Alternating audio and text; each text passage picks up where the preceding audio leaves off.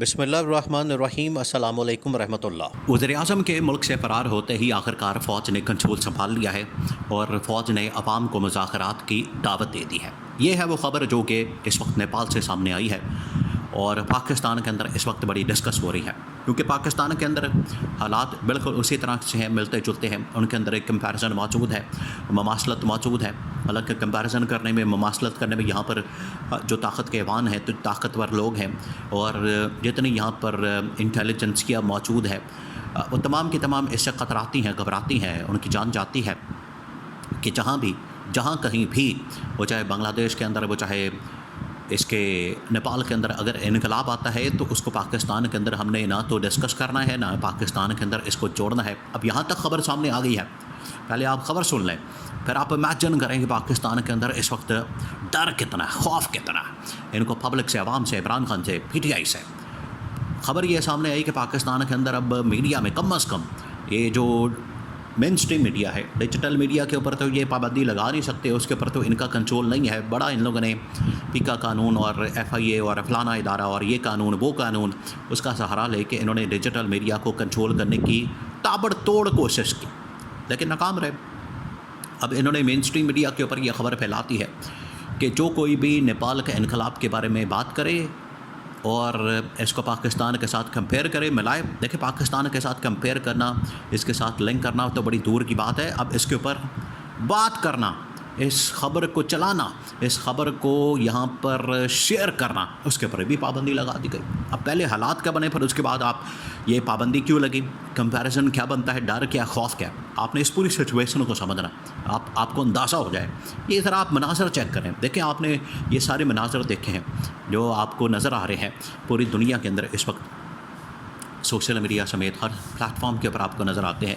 مناظر چیک کریں، مناظر یہ ہے کہ نیپال کے اندر وہاں پر وزیر اعظم کو جس طریقے سے اس کو نکالا گیا وہاں سے، وزیر اعظم ہاؤس سے، باقی وزراء کو، کیونکہ ان لوگوں نے پچھلے تقریباً 15-20 سالوں سے لوٹ مار مچائی ہوئی تھی۔ لوگوں نے تو بالکل بھی اس چیز کو افورڈ نہیں کیا، لوگوں نے تو بالکل اس چیز کا لحاظ نہیں کیا۔ وہ وزیر اعظم ہاؤس کے اندر گزر گئے، وزراء کے گھر میں گھس گئے، اس کے علاوہ باقی گھروں میں گھس گئے۔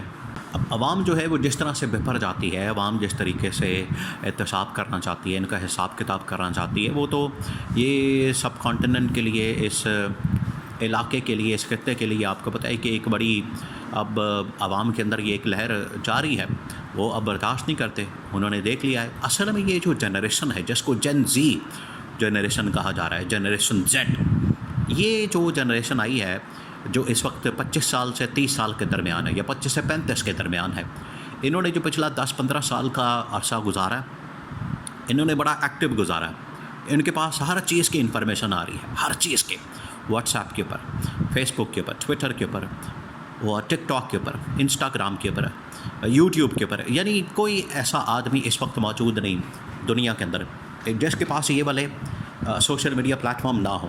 کوئی کسی اکا دکا کسی کے پاس ہوگا کہ اس طرح کا سوشل میڈیا پلیٹ فارم نہ ہو، ورنہ اب کوئی بھی شخص نہیں بچا۔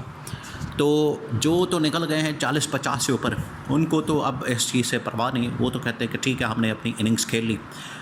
لیکن یہ جو 25 اور 30-35 کے درمیان ہے، انہوں نے دیکھا ہے یہ پچھلے 15 سال سے یہ لوگ اوپر آ جاتے ہیں، کھاتے ہیں اور اللہ تللے کرتے ہیں، یاشی کرتے ہیں، لوٹ مار کرتے ہیں، عوام کا بیچاروں کا کچومر نکال دیتے ہیں، کیونکہ یہ یونیورسٹی، کالج اور بالکل اپنا ہنر لے کے، اپنا ایک لوہا منوانے کے لیے دنیا کے اندر نکلتے ہیں، پریکٹیکل لائف کے اندر آتے ہیں۔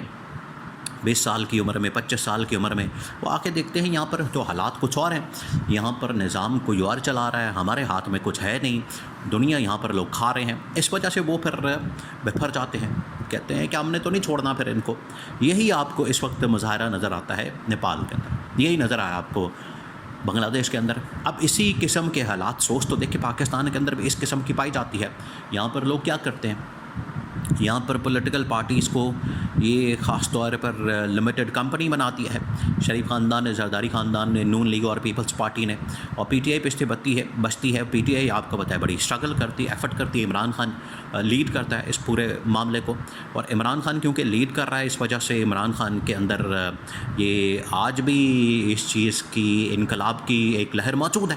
عمران خان کہتا ہے کہ پاکستان کے اندر ہمیں انقلاب لانے کی ضرورت ہے، کیونکہ جتنی دیر تک یہ دونوں خاندان، شریف خاندان، زرداری خاندان، پچھلے تقریباً کوئی 50-60 سال سے ملک کو نوچ رہے ہیں، جتنی دیر تک آپ ان کا احتساب نہیں کریں گے، ان کا حساب کتاب نہیں کریں گے، یہ ایسے کھاتے رہیں گے.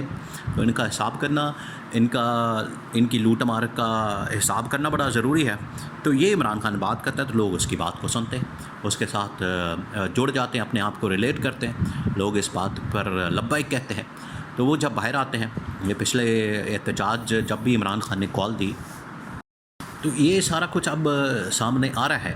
اور لوگوں نے کہا ہے کہ یہاں یہ پاکستان کے اندر جب ریلیٹ کرتے ہیں، ان کو اندازہ ہو جاتا ہے، ان کو پتہ لگ جاتا ہے کہ ہمارے ساتھ کیا کیا جا رہا ہے، ہمارے ساتھ کس قسم کا سلوک کیا جا رہا ہے، ہمیں کس طریقے سے یہاں پر دبایا جا رہا ہے، اور ہمیں کس قسم کے مسائل کا سامنا کرنا پڑا ہے، اس کے پیچھے وجوہات کیا، اس کے پیچھے ریزن کیا، اس کے پیچھے اصل محرکات کیا، ان کو پتہ لگ جاتا ہے. وہ پھر کہتے ہیں کہ ٹھیک ہے، اگر یہ یہاں پر حکمرانی کرنے کے لیے آتے ہیں تو ٹھیک ہے، ہم پھر ان کا احتساب کرتے ہیں. یہی اصل سچویشن ہے. جب عدالتیں دیکھیں، احتساب کرنے کے لیے احتساب کے ادارے ہوتے ہیں، عدالتیں ہوتی ہیں، اور جب وہ ناکام ہو جاتی ہیں تو پھر انصاف کا نظام عوام اپنے ہاتھ میں لے لیتے ہیں. یہ آپ کو نظر نہیں آتا کہ پھر وہ جو رویہ آپ کو، جس کے اوپر لوگ یہاں پر بڑی بات کرتے ہیں، بحث کرتے ہیں کہ عوام اس رویے کے اوپر آ جاتی ہے، وہ پھر حق بجانب ہوتے ہیں، کیونکہ ان کو انصاف نہیں ملتا، ان کے ساتھ انصاف نہیں ہوتا. امیر کو انصاف مل جاتا ہے، وہ خرید لیتا ہے، وہ جج بھی خرید لیتا ہے، وہ وکیل بھی خرید لیتا ہے، وہ ادارے بھی خرید لیتا ہے، وہ سارا کچھ خرید لیتا ہے. عام آدمی بیچارہ دھکے کھاتا رہتا ہے، اس کو اس طرح سے سرکاری اداروں کے اندر، عدالتوں کے اندر، کچہریوں کے اندر، ہسپتالوں کے اندر مارے پھرنا پڑتا ہے. تو یہ پھر ایک لہر پیدا ہوتی ہے. اس کو اصل میں عمران خان نے پچھلے تقریباً 15-20 سال سے اس کے اوپر بات کی. لوگ اسی وجہ سے عمران خان کے ساتھ ہیں. تو آج نیپال کے اندر جہاں پر انہوں نے پوری گورنمنٹ کو نکال کے، پورے ان کی ٹاپ لیڈرشپ ہے، گورنمنٹ کے وزراء، مشیر، وزیر، تمام لوگ انہوں نے اڑا کے باہر مارے. انہوں نے سب کو ننگا کر کے، آپ ویڈیوز دیکھیں، آپ ان کی حالت دیکھیں، لوگ بغیر کپڑوں کے ننگے، الف ننگے بھاگ رہے ہیں، لوگ ان کو جوتیاں مار رہے ہیں. کیوں؟ کیونکہ یہ پھر آخر کار اس طرح سے لوگ نکلتے ہیں، پبلک نکلتی ہے، اور وہ پھر انقلاب برپا کرتی ہے. اور اس کو اب پاکستان کے اندر یہ بڑی حکمرانوں کے لیے، یہاں کے ان کے لیے یہ بڑی خوفناک سچویشن ہے. یہ ڈر جاتے ہیں. علیمہ خان سے کسی نے پوچھا آپ نیپال کے اوپر بات کریں، انہوں نے کہا کہ نہیں، یہ لوگ ڈر جائیں گے، چھوڑیں اس کے اوپر کیا بات کریں. تو یہ ان کی حالت ہوتی ہے، یہ ڈرتے ہیں، اسی وجہ سے پھر یہ پابندیاں لگاتے ہیں. تو ان کو ڈرنا چاہیے کہ پاکستان کے اندر کہیں اس طرح کے حالات نہ بن جائیں. اپنے آپ کو ٹھیک کریں، قبلہ درست کریں، ورنہ خطرے کی گھنٹی بجاتی گئی ہے.